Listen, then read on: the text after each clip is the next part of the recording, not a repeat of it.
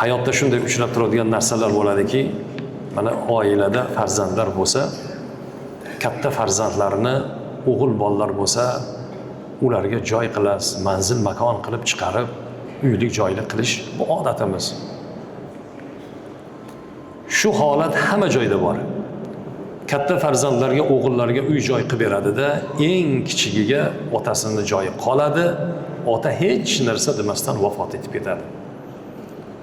Ana shu narsa azizlar, u meros hisoblanadi, haligi qolgan narsa. Buni endi taqsim qilish kerak. Meros masalasi juda ham og'ir. Birovning haqqini birov yegan bo'ladi.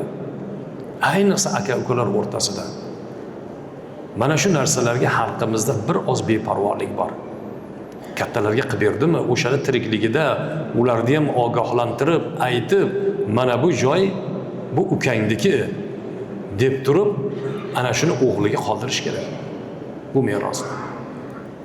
Buni tirikligida buni hammasini aytib qo'yishlik kerak. Buni aytmaydida, shuni bizda odat, shu bilan ota-ona o'tib ketadi. Haligi narsa endi meros bo'lib qoladi. U tayin qilinmagan. Mana shu narsada ham juda e'tiborli bo'lishimiz kerak. Nima bo'ladi? Meros masalasida azizlar salbiy holatlar juda ko'p bo'lgan. Aka-ukalarning o'rtasida bir-birlari bilan kelishmovchilik, hatto silai rahmni uzib yuz ko'rishmas bo'lib begona bo'lib ketganlar bor. Ya'ni shu merosni deb, ota-onadan qolgan mol-mulkni deb. Mana shu narsalarda azizlar juda ham e'tiborli, ehtimomli bo'lishligimiz kerak.